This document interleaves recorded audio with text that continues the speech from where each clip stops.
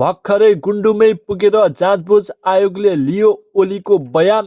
गत भदौ 23 र 24 गते जेन्जी आन्दोलनका नाममा भएको विध्वंस र हिंसात्मक घटनाको छानबिन गर्न पूर्व न्यायाधीश गौरी बहादुर कार्कीको नेतृत्वमा गठित जाँचबुझ आयोगले तत्कालीन प्रधानमन्त्री केपी शर्मा ओलीसँग बयान लिएको छ। आयोगको टोलीले भक्तपुरको गुन्डु स्थित उनको निवासमै पुगेर 7 दिनभित्र बयान आउनुपर्ने बेहोराको पत्र थमाएको थियो।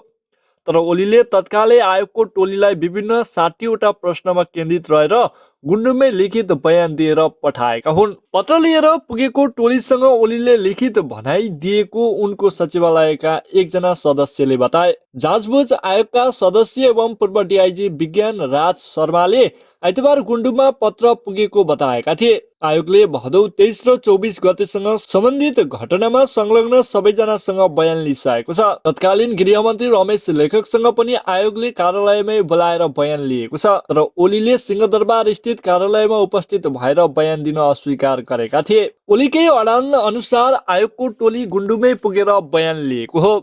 करिब 60वटा प्रश्न सोधिएको भनिए पनि ओलीले दिएको लिखित बयानमा उल्लेखित कुरा बारे आयोगका पदाधिकारी र कर्मचारीले कुनै कुरा खुलाएका छैनन्।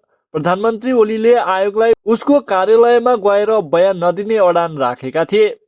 उनले जाँचबुझ आयोगका संयोजक कार्कीको योग्यता र निष्पक्षतामाथि गम्भीर प्रश्न उठाएका थिए। कार्कीले आफू आयोगको संयोजन हुनु अघि नै दलका नेताहरू र तत्कालीन सरकारका अधिकारी बारे धारणा बनाइसकेकाले आफ्नो बयान लिन नसक्ने तर्क गर्दै आएका थिए। ओलीले आयोगको टोली आएमा स्वागतसहित चिया खुवाएर पठाउने बताउँदै आएका थिए। सुशीला कार्की नेतृत्वको सरकारलाई नै असंवैधानिक भन्दै आएका ओलीले आयोग पनि खारेज हुनुपर्ने बताइरहेका थिए। सुरुमा आयोगले ओली नमाने पक्राउ गरेर बयान लिने तयारी गरेको थियो। तर एमालेको 11औं महाधिवेशनबाट झन शक्तिशाली भएर फर्किएपछि आयोग हच्कियो। ओलीले आक्रामक अभिव्यक्ति दिँदा आयोग भने रक्षात्मक बन्दै गएको थियो। अन्ततः ओलीकै इच्छा र अडान अनुसार गुन्डुमा पुगेर आयोगको टोलीले लिखित बयान लिएर फर्किएको हो। छानबिन आयोगले गुन्डुमै पुगेर ओलीको यसरी बयान लिँदाखेरि तपाईलाई कस्तो लागेको छ कमेन्ट गर्नुहोला। त्यस्तै एमालेले अध्यक्ष केपी शर्मा ओलीलाई लगाएको स्थान हद र पासपोर्ट रोकका फुकुवा हुने बित्तिकै चुनावी अभियानतालाई तीव्रता दिने अन्तरिम तयारी गरेको छ। संसद पुनःस्थापनालाई पहिलो र निर्वाचनलाई दोस्रो प्राथमिकतामा राखेको एमालेले भदौ 23 र 24 को घटनाको जाँचबुझ आयोगले ओलीमाथि लगाइएको स्थान हद र पासपोर्ट रोक्काको विरोध गर्दै आएको छ। स्थान हदका कारण ओली काठमाडौँ उपत्यका भन्दा बाहिरका कार्यक्रममा सहभागी हुन पाएका छैनन्। स्थान हद हट्ने बित्तिकै अध्यक्ष ओली देशव्यापी पार्टी अभियानमा हिँड्नु हुनेछ एमालेका एक पदाधिकारीले भने। त्यो चुनाव अभियान आन्दोलनकै रूपमा हुनेछ। आयोगले भदौ 23 र 24 मा भएको घटनाबारे तत्कालीन प्रधानमन्त्रीको हैसियतले उनको बयान लिने र त्यसपछि स्थान हद हटाउने तयारी गरेको छ। ओली पनि आयोग समक्ष आफ्नो भनाइ दर्ज गराउने पक्षमा छन्। यद्यपि एमालेले आयोगको काम कारबाहीलाई मान्यता नदिने निर्णय नै गरेको थियो। तर त्यसो हुँदाहुँदै पनि आज ओलीको बयान लिइसकिएको छ। आयोगले छानबिन र जाँचबुझका लागि भन्दै तत्कालीन प्रधानमन्त्री ओली सहित तत्कालीन गृहमन्त्री रमेश लेखक, तत्कालीन आइजिपी चन्द्र कुबेर खापुङ, तत्कालीन गृह सचिव गोकर्णमणि दुवाडी, काठमाडौँका तत्कालीन जिल्ला अधिकारी छविलाल रिजाल, राष्ट्रिय अनुसन्धान विभागका तत्कालीन प्रमुख हुतराज थापालाई समेत विदेश भ्रमणमा रोक लगाउने निर्णय गरेको थियो। गत असोज 12 गते आयोगको उक्त निर्णयमा उनीहरूलाई स्वीकृति बेगर उपत्यका समेत छान्न नपाउने पनि भनिएको थियो। आयोगले सबैको बयान लिइसकेको छ। स्थान हद पनि फुकुवा गरिसकेको छ। अब ओलीको स्थान हद फुकुवा गर्न बाँकी छ। के हुन्छ त्यो हेर्न बाँकी छ। दलहरूले निर्वाचन आयोगमा समानुपातिक सूची बुझाइसकेपछि फागुन 21 मा घोषणा भएको निर्वाचनको माहौल झन बढेको छ।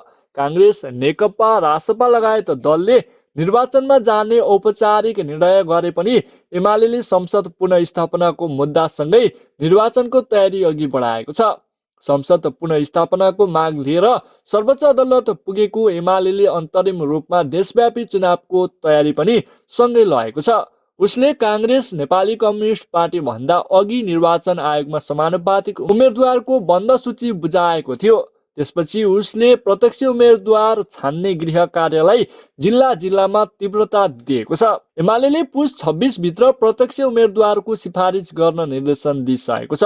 पुस 20 भित्र जिल्लाको पालिका कमिटीले जिल्लालाई, 24 भित्र जिल्लाको प्रदेश र 25 भित्र प्रदेशले केन्द्रीय कमिटीलाई प्रत्यक्ष उम्मेदवारको सिफारिस गर्न निर्देशन गरिसकेको छ। त्यही निर्देशन अनुसार पालिका कमिटीहरूले सम्भावित उम्मेदवार छान्ने प्रक्रिया तीव्र बनाएका छन्। पुस 26 देखि 28 बस्ने केन्द्रीय कमिटी बैठकले उम्मेदवारको टुङ्गो लगाउनेछ। एमाले सचिव महेश बस्नेलले संसद पुनःस्थापनाका लागि अधिकतम प्रयास गर्ने नीति उल्लेख गर्दै योसँग चुनावबाट पछि नहट्ने बताए। संसद पुनःस्थापनाका लागि अधिकतम प्रयत्न गर्ने नीति कायम छ, तर हामीले चुनाव कार्यक्रमलाई पनि अघि बढाएका छौँ।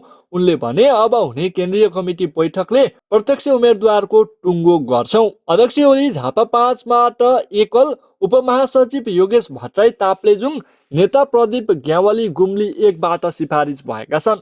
देशभरबाट एमाले उम्मेदवार धमाधम सिफारिस प्रक्रिया सुरु भएको छ। यो देख्दा तपाईलाई कस्तो लागेको छ? तपाईको मनमा लागेको कुरा कमेन्ट गर्नुहोला। फेरि पनि यस्तै खबर लिएर उपस्थित हुने नै छौँ। दिनजोलको लागि हेर्दै गर्नुहोला। फेरि पनि यस्तै खबर लिएर उपस्थित हुने बाचा गर्दै आजको लागि चाहिँ बिदा दिनुहोला। हस्त नमस्कार। जय नेपाल।